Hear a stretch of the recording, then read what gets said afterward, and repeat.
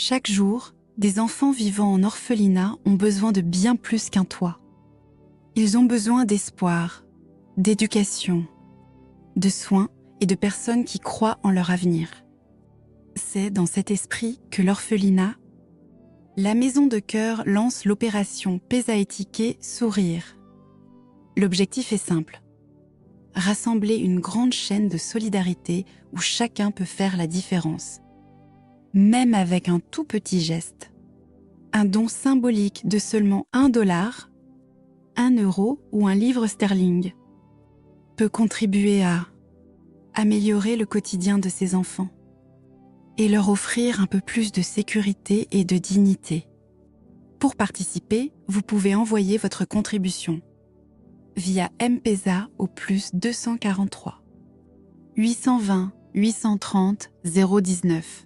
Pour toute information complémentaire, contactez l'équipe sur WhatsApp au 44 7435 364 668 parce qu'un simple geste peut changer une vie.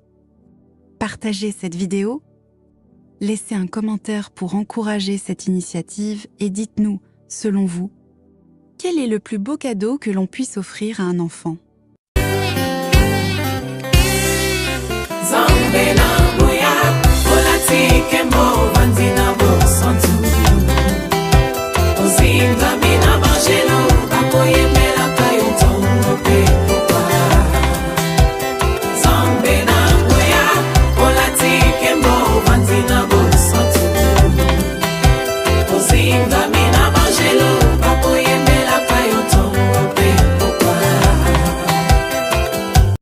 MDG TV, une chaîne Wint pour la cause de Christ.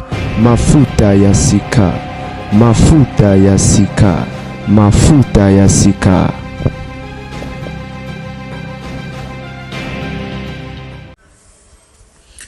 Et que le Seigneur vous bénisse, les amis. Dimanche, quand on a eu une émission, une vidéo, il fallait tout ça là sur Basantu. Mais tant que vous avez quitté, on a posté un bouquin au Seka. Passer les forestiers la bengi wampanga les prêts. Bande au terme en wetigali. Alors vi wampanga zali les prêts. Azamuto ko benga dans l'église.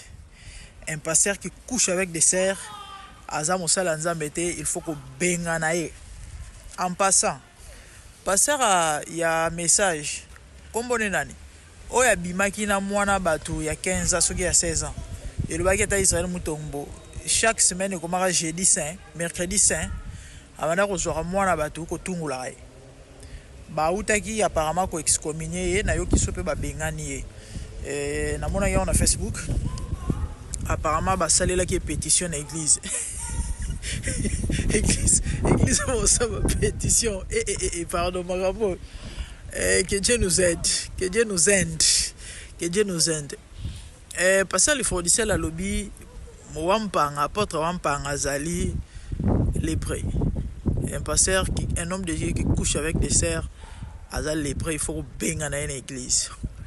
J'ai vu la réaction des gens. Tu dis que l'homme de Dieu, l'apôtre wampanga, tu benga bon ouais parce que tu es bien moussa l'ensemble, ok? Bien que pour par rapport à ce qui s'est passé à 5 qui pardon avant qu'il ne retraite parce qu'il ne retraite non tant où vidéo de bimi et qu'il y ait sur les réseaux sociaux en fait c'est le premier pasteur congolais on a moni à sali bêtise to pe bakangina mambobasi à un public pour simuler déjà cet acte ou encore ce geste ils arrivent vraiment profond et puis touchant. La Bible dit c'est lui qui avoue qu'il laisse obtient miséricorde. Si c'est ce qu'il a fait et pas dans Nzambe biso za banane pour te condamner. A kena y retraite alors ya zo kena retraite dans ozonga bon oyeba soki décision so yelo ni na kosala soki ba mesure soki nini bona ebité. Azonga ya utayi retraite soki ya 1 mois soki ya 2 mois. A ki asengi sous pardon. Asengi père spirituel na pardon. A fukami na miso abatu na miso église les gens ont même pleuré ba vidéo dans les réseaux sociaux je crois bato belé bomona ki yango na lobela yi likambo pardon et pona mona bato belé ba yo komela ngo mama yo ya lo ba mampoto mpanga asenga yi pardon te nga na zonga ka nga na zonga bato belé ba sepela plus na ba scandale ya lobby et puis après ta réparation au salaire marolo baté non moi je suis pas comme ça nga na zonga moi on bali yo c'est papa qui m'a donné bazonga na moi si na non j'étais la seule parmi les tiktokers oh ba sala ngo makelele pour ezaki des camps la plupart bat bana au côté la mobali ngane muna ya défendre Ketia parce que azaki seul contre tous ba lobi enda sali ki ndumba bat balapida ki ngana zonga ki pona lobaki non aboti et mobile a sepeli malgré ce qui s'est passé tout ça je crois bat belé balandaki alors na lobeta il kambo pardon ya apôtre wa par na lobela ki yango na lobela sur des phases hein bon comprendre besoin ka bongo des phases ya moi na nzamba a sumu kito pa koi à se repentir et puis ngam musuna lobela faux parce que tant et eloko wana elekaki na yaki na saki analyse na lobela ki sur un serviteur de Dieu oyo akoi bato bien que bazaki d'accord te mais eza ba jeune bango bazaba ndoki bazaba je crois par rapport à kozala mwana na nzambe la Bible a dit nous branchons cependant tantôt d'une manière tantôt d'une autre mais à motu ezala motu tant akoi à reconnaître la seule ma bazongi na nzambe et brezoloba je crois dans chapitre 11 quelque part to veiller c'est là hébreu combien déjà 11 ou bien 12 to veiller enfin que ce qui est boité ne dévie pas mais c'est raffermi. On parle de nos faiblesses. Cela veut dire place mabe ezali kolingate mabe wana koma mabe makasi kolika mais linga mabe wana avec le temps et bongati et koma malamu tozala na ba faiblesse mais pour ça nzambe ezala la faiblesse et comme force. Moïse Bible se décrirait comme étant un homme impatient avant akutana na nzambe mais après Bible se décrirait comme l'homme le plus patient ya mokili. C'était cette personne oyo nzamba robengise na ngomba mati. Premier jour silence, deuxième jour silence, troisième jour nzamba eko se manifester ceux qui na 40e, ceux qui 7e, ceux qui combien de nous autres rosa patient bongo. Oye na retraite tamsu ya 2 semaines, une semaine, jour ali ko nzamba lobité ya mi balé ya misato. O s'inquiéter. Que batte so retraite nous a 3 jours nzamba lobité tamsu peut après 3 jours bimo ke ina yo hein. Mais ba Daniel baza bato bakota ba prière à côté mabondeli à persévérer ti ayo kanzambi allez-y comprendre donc na bandero loba faiblesse ezalara eloko eza na vie ya mututu osel na nzambe nyonso mais pour ça nzambe ezalara faiblesse elongo faiblesse comme force mais akoka mo eza lelo ba passer à lelo bango ba mo okumi sa faiblesse on dit ezalo mo gloire non c'est un homme c'est tout à fait normal. Il y a la faiblesse. Et puis, faiblesse, c'est moi qui nous met à la faiblesse pour votre formation. Qui nous met à la lien. Moi, je suis dans Zambé. Vous en avez qui nous bat. Bêta, la té. Les aliens. Il te faut une délivrance. Nous avons une délivrance à âme. Mais peut-être dimanche. Ok? Boutique et l'angata. Na se préparer. La prière, la méditation, la concentration. Bon, on a un méga expliquer.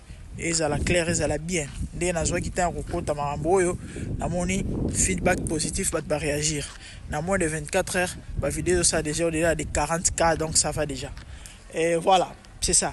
Na bana rolo baboué. Quand ta cause la moi na nzambe faiblesse oui, mais elo nzamba zela pas na biso ezali so okoi o se repentir aux ongelaï. C'est que l'homme de Dieu a fait. Ce qui a za moi na nzambe ya solo et que à se repentir biso za bana poto condamner nzamba batela ya continuer musala na ye mais ceux qui za mascarade et là on a la ligne nzamba ezaka couvrir na ma bete lobby et oyinda susu et c'est par là que to conclure que ezaba jena bango mais par rapport à bato ba oloba que non ezaba jena bango bazala bongo batongo facette moko ya kabala hein là je ne parle plus de lui. Mais nazolo bela sur bato oyo basala ba vie wana to pe basala ndenge wana lelo to yebi yango et comment na monnaie courante ya robimaka na ba ser na église et je crois na uta ko lobela mambo kabala parmi ba mode opératoire parmi ba biloko ba sala to pe ba pratique na bango ezalaka il faut ko bimaka na basi kaka te na mibali ya mibali to tshena entre parenthèses to ko ya OK mais ko bimaka na basi nyonso ne za pona nini pona ko soutirer ba énergie kozwa ba énergie parce que bango bazalaka ba vampire énergétique oyo esalaka bavivre baza nde baparasite sili adépendaka na makila ya mutu baza ndenge wana il faut ba énergie ebele po evivonte bango donc c'est ça yango omoni nalinga nakebisa mutu moko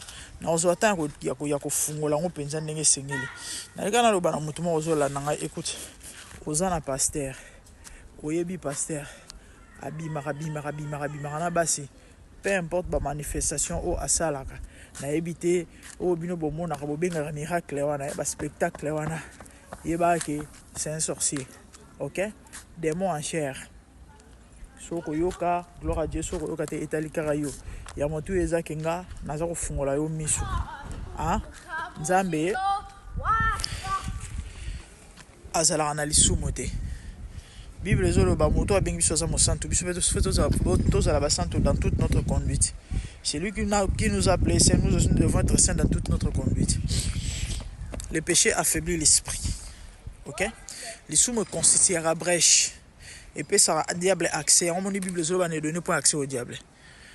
Jésus a dit le prince de ce monde veut mais il n'a rien de lui en moi. Ce qui veut dire j'ai rien à moi. Oyo kopesa enzela ya kozole dessus likolo na ngai. Lelo soyi batu baza kolonga combat spirituel te. Pourquoi? Parce que baza na banyonga satana. Les œuvres de la chair et se dominer. Ozo ngena otinde la diable moto to pe bandoki ya famille. Ozo linga mambo simba mambo bonga eko simba te eko bonga te. Pourquoi? Parce que kati na yo ba porte ba fen ba porte ko do yo pendana ba portail ya ko sakala te do minimum abeza ko kote za ko bima. Nzamba ko sala te siko muto vivra na masumu bongo. Bolo ba yeno nzamba itilizaka. Bino bosaka na nzambe. C'est la famille nazo continuer. Beni Bolengo. Na bana koloba, je parlais du Kabbalah. Kabbalah baby si bana ya nzambe, baby si basala nzambe, baby si ba jeune surtout ebele. OK, je parlais des prières incantatoires hein. Boyoka bato bele boyoka ba prière oyo pasteur na yo tamsusa sala ango. Surtout bato balataka ba nzambala na ba biloko ya ba juif. Ba taliti na ba kipa na ba fringe na so ba biloko nini OK? Voilà boyoka.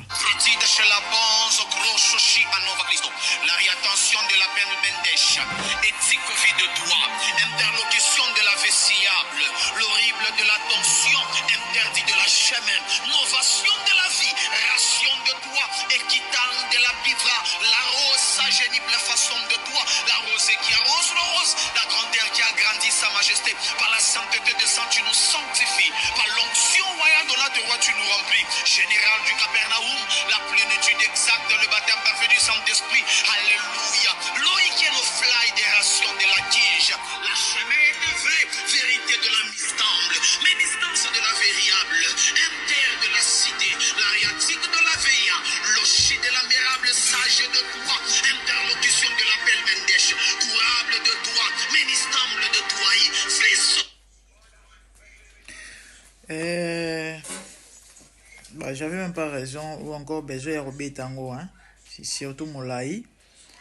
Bon, je sais que le Saint-Esprit au contrôle. La la vidéo précédente, vous répétez bah maloba OK et attirer bah énergie négative. Hein? Voilà. Et on a besoin de répéter bah bilo quoi na société. Je crois bah bilo ko boyo ki wana. Bah to bilo boyo on a bah pasteur, mais bilo boyo on a bah prophète et belé. Ils ont les réseaux sociaux, ils ont bah prière incantatoire. Ils ont ba code, ba formule, topé ba invocation. Beni, ils ont la vidéo moko awa. Pour akomi bo prophétiser, mon ndenga bana ote awana. Ate asakoli alobi, apamboli bato azumba mbongo apesi babola, akabi échanger et komi aba prophétie.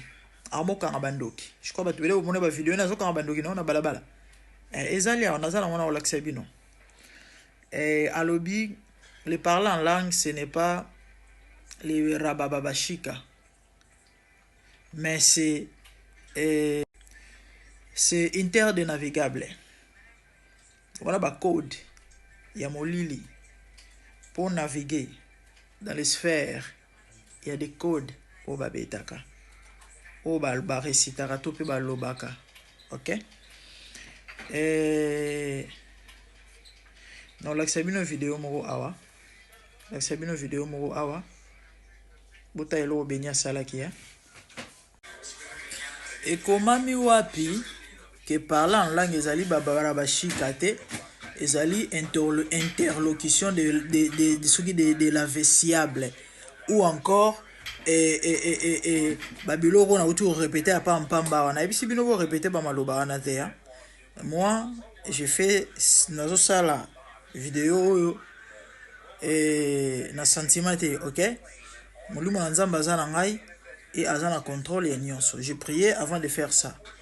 Ba malubane et atiraka ba énergie négative. Na pesa bino témoin, j'ai un jeune prophète. Bon prophète alimete makolo milai. Na pire vient na yo abandali ya mwindo mukuse. Ba initié jeune prophète mukuse garçon abana ko évoluer bien na ministère. Très jeune. Ba coacher na ba marambo. Parce que bango objectif est mbongo. Swag vision na bango ezali les choses d'en haut, d'en bas. Contraire, il y a des choses d'en haut au Bible zolo belato Luca. Je crois dans le livre à Colossiens 3 ou bien Philippiens 3. Au Bible zolo va chercher les choses d'en haut où Christ est assis à la droite du Père. Je crois Philippiens. Bango dans les choses d'en bas. Mbongo, kozala bien kotamba mutuka roule carrosse. Et les petits, comment ils prospèrent? Comment ils ont mituka, comment ils ont shop, comment ils ont matissa niveau. Alors, après avoir réalisé, Akenda Kosopa, Bamakila, Banyama, na Carrefour. Bon, maintenant, on a dénoncé Daniel Chishimbi. Na sisi na na yete, hein. Bon, mon prophète, oyo escoka petite sœur nangai. Na babasi misusu. Atinda ya mikolo azotinda malo azoloba na église na yeke bo monde na kangisi mwana mwasi wana munoko asu koloba akokota na mabele tata wana mama azoloba mikolo na église ne yango wana Daniel na sisi na yote na ozonga ndiye na funguli sujet akabala ko banga to mata miniature lisusu comme oza na besoin nango ozonga miniature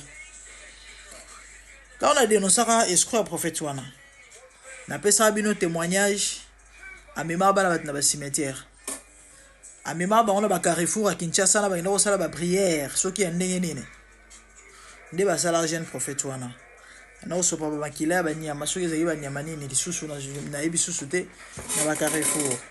Alors le petit après avoir réalisé que ba maambwana eza bonzambe te, Dieu merci pour lui. Un bien-aimé Memaye, chez un homme de Dieu que je connais très bien, qui a la grâce de Dieu, authentique. Ndakenda kotubela, tant ka bandi koloba abambana, ezara ba 12 heures. Boyebi la muka erne, minuit, 12 heures de temps kao. Na sola na prophète wana asala délivrance. En fait, c'est une personne que je connais tout solane tout le temps. Aipsanga grande dame, nangana memangambo. Sona zagi na nzambe te. Garçon nga kufa. Pendant kalala ki wana, amona prophète makolo milai ya limete. Na vie na ye wana mwindu.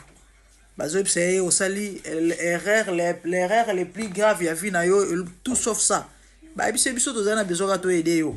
O chamwe o pafuka. Mais yo ekomi boye ndenge nini? Babondela pona ye a expliquer makambo ebele bono babiloko oyo baparla lango bozoka o alobela ba makambo oyo na ba signification nango na ba le pourquoi ermo boyoka babela Eli quelques mois passés une année kokina nte Joël Francis a fait sa témoignage moko alobi mukomusu bazalaka na Kenya na prophète Ken Mouya, je crois. Bazaï na kata église bamona Eli akota. Batu bagangi pona bango ba kanisa Eli le Tishbit. La famille, je disais que ces jeunes prophètes-là a dénoncé ma maman horrible. Ba code. Ba prière incantatoire, ba parler en langue incantatoire. Ba bilo ta ba salara ango. Ba activera ba esprit. Na bana roloba, témoignage dans tout kopé sa vie que bana ba nous déranger. Eli à kota. Bilo quand Eli le tishibi ta bibliothèque. C'est un esprit. O ba invokaka. Oka bango zala oka Eli. Ezara Eli le tishibi ta bibliothèque. C'est un esprit. Ba parlant langue ba prophète ebele boka ba lobara yango. Ndeko salaki combinaison ba à tout même pourquoi copiez-vous de parler dans la langue ya bato. Nabi que ba vidéo ko alerter ba kabaliste na ningo saranate. Ba okanela ngai. Boya. Isaïe 59:19 ezose la bino. Et na église à garçon ana sur 100% bana basio bazaye kuna 90 ou encore 90% bazaye ba makangu nae parce qu'il n'était pas encore marié. Il y a un bon moni Daniel wana Chishimbi ou abutu ko balwa escroquer basi ana obima avec tout le monde dans son église parce que objectif ezara ba puiser l'énergie ba prophète ba kabbaliste mode opératoire na bongo yango wana bomoni lo benya utu ko sala wana lo belona prochaine vidéo mode opératoire sur les prophéties ou encore les prophétiques alobi betanga 3 fois 1 2 3 après tali loboko alobi na somona kombo songolo bomoni yango ezate na koseli makambo bomoni yango na vidéo ba pasteur ebele ba prophète ebele ba sala biloko wana boka sala 3 pas 1 2 3 est-ce que l'esprit de Dieu peut pouvoir prophétiser to penzambe ana besoin sala papa wana na sauté na sisa nano bomoni bambongo ba multiplier ba bimisara na eza bambongo bien te bakenda ko changer yango. Je vis le Seigneur assis sur un trône très élevé et les pans de sa robe remplissent les temples. Des séraphins s'étaient au-dessus de lui et criaient l'un à l'autre, disaient Saint, Saint, Saint est l'Éternel des armées. Toute la terre est pleine de sa gloire. Dans les cieux des cieux, là où vivent les rois, il y a des créatures qui l'adorent et les louent. Dans les lieux célestes, là où règne mon roi, il y a des anges qui chantent jour et nuit en sa gloire. Les 24 vieillards et les 4 êtres vivants, ensemble avec les anges, chantent ensemble en air. Ils ont réussi l'ordre d'adorer les rois, car il est l'unique, le seul vrai Dieu. Seigneur, reçois favorablement les paroles de ma bouche, car les portes furent ébranlées dans leur fondement par la voix qui retentissait, et la maison s'était remplie de fumée. Glorifie-toi.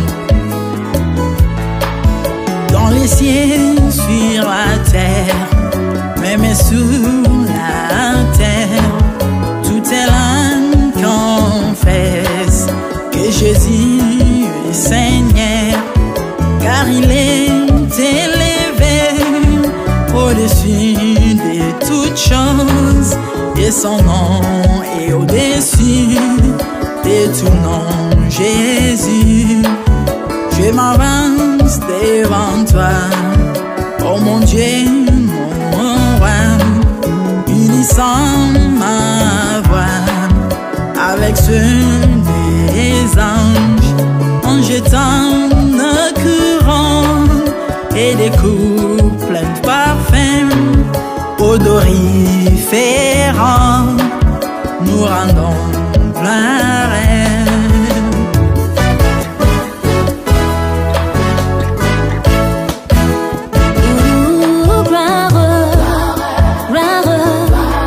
À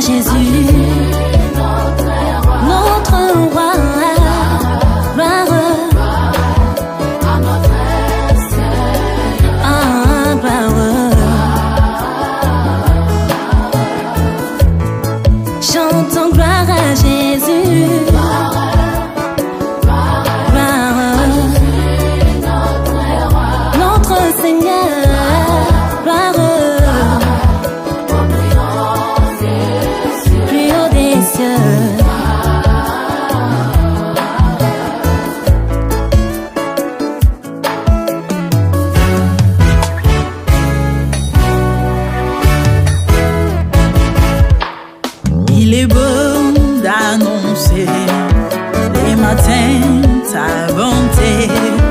Voici mon sacrifice, la louange de ma bouche, les fruits de mes lèvres qui confessent ton nom en poussant des cris, car tes œuvres sont grandes.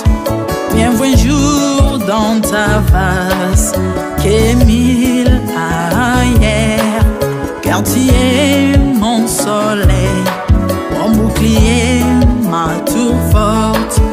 Tu me donnes la force du bif, tu m'arroses d'une huile fraîche. On ne se plaît à contempler mes ennemis grâce à toi.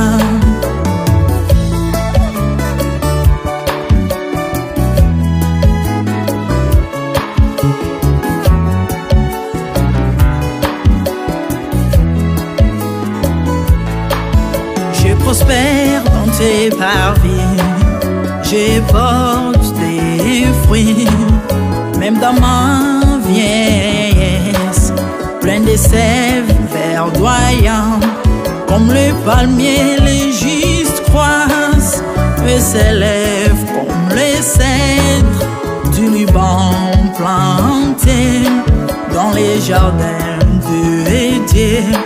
Dieu de vengeance s'élève pour venger mes ennemis. Il mettra la fin à la malice de leurs œuvres, car il est le Tout-Puissant, l'Éternel des armées, El Shaddai Adonai, El Elyon Sabaoth.